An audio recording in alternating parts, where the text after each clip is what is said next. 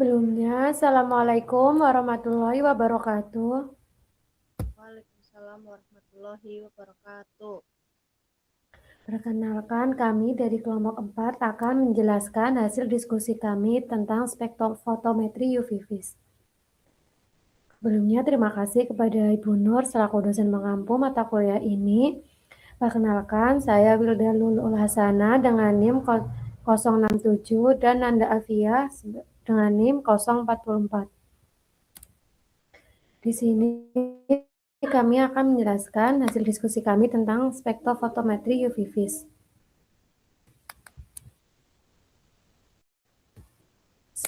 Definisi spektrofotometri UV vis adalah instrumental yang digunakan untuk mengukur absorbansi radiasi ultraviolet panjang gelombang tertentu. Metode ini bekerja pada rentang panjang gelombang sekitar 200 sampai 800 nm dan didasarkan pada hukum Lambert-Beer. Spektrofotometri UV vis banyak digunakan dalam analisis senyawa kimia maupun penetapan kadar obat karena memiliki efektivitas yang baik. Selanjutnya, prinsip dasar spektrofotometri UV vis. Prinsip dasar spektrofotometri UV vis adalah pengukuran jumlah cahaya ultraviolet dan cahaya tampak yang diserap oleh suatu senyawa pada panjang gelombang tertentu. Metode ini didasarkan pada hukum Lambert-Beer yang menyatakan bahwa absorbansi berbanding lurus dengan konsentrasi zat dalam larutan. Rumus hukum Lambert-Beer adalah A sama dengan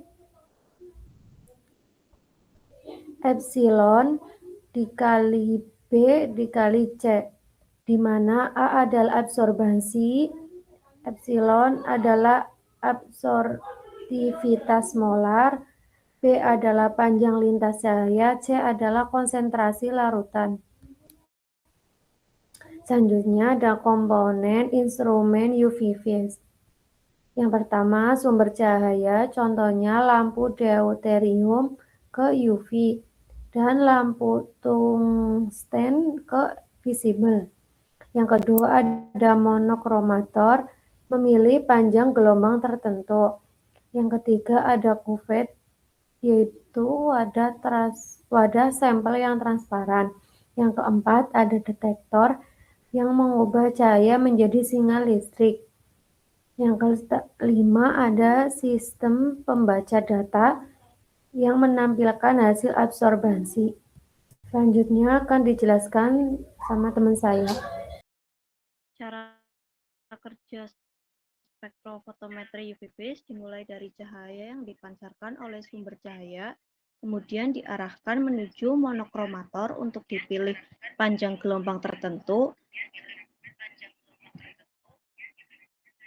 Cahaya tersebut diteruskan melewati larutan sampel dalam kuvet, sehingga sebagian cahaya akan diserap oleh senyawa dan sebagian lainnya diteruskan ke detektor untuk diubah menjadi sinyal listrik yang kemudian ditampilkan sebagai nilai absorbansi. Pada metode spektrofotometri UV vis, senyawa yang memiliki gugus kromofor dan auxokrom akan menyerap energi cahaya pada panjang gelombang tertentu, sehingga terjadi transisi elektron dari tingkat energi rendah ke tingkat energi lebih tinggi. Besarnya cahaya yang diserap sebanding dengan konsentrasi zat sesuai hukum Lambert-Beer. Next.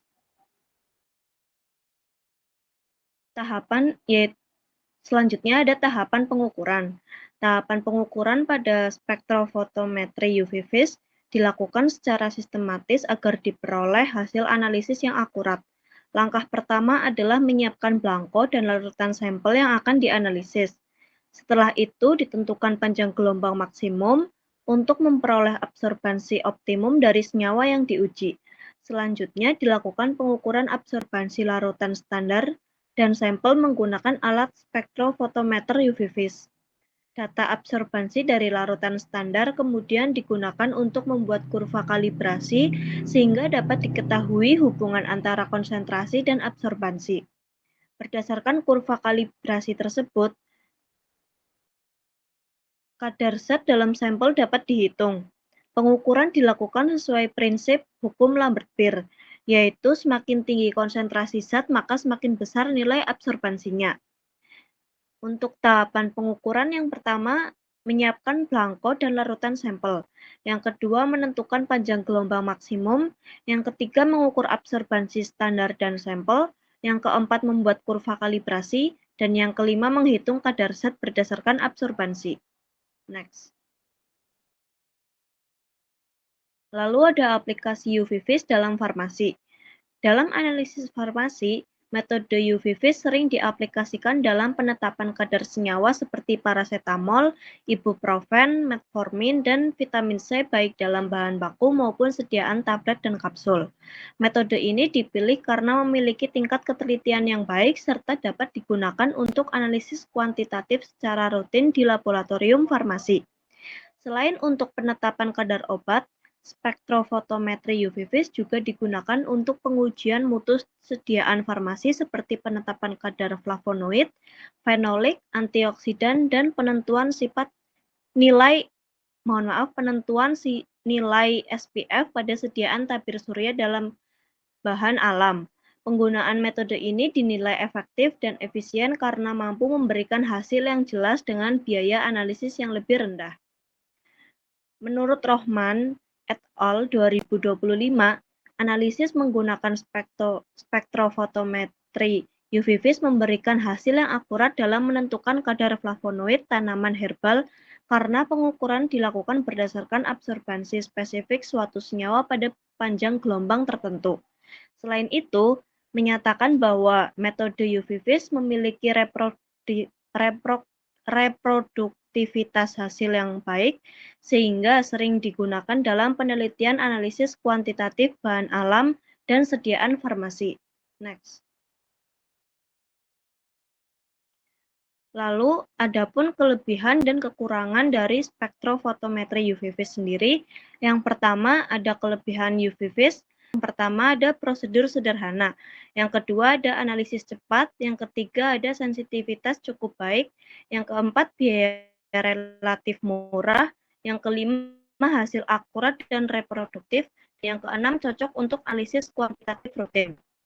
Untuk kekurangan dari UV-Vis sendiri, yang pertama pengujian umumnya hanya in vitro, yang kedua dipengaruhi jenis pelarut dan ekstraksi. Tidak semua senyawa dapat dianalisis. Yang kelima ada perlindungan UVA, belum dinilai menyeluruh. Dan yang keenam, hasil dapat dipengaruhi kandungan flavonoid dan fenolik. Next. Untuk kesimpulan, spektrofotometri UV-Vis merupakan metode analisis yang banyak digunakan dalam farmasi. Metode ini berdasarkan penyerapan cahaya dan hukum Lambert-Beer. Spektrofotometri UV-Vis memiliki instrumen utama berupa sumber cahaya, monokromator, kuvet, detektor, dan sistem pembaca data. Metode ini efektif untuk penetapan kadar obat dan analisis kuantitatif. UV-Vis memiliki kelebihan berupa cepat, sederhana, dan ekonomis. Sekian presentasi dari kelompok kami. Apabila ada kesalahan, kami mohon maaf yang sebesar-besarnya. Wassalamualaikum warahmatullahi wabarakatuh. Waalaikumsalam warahmatullahi wabarakatuh.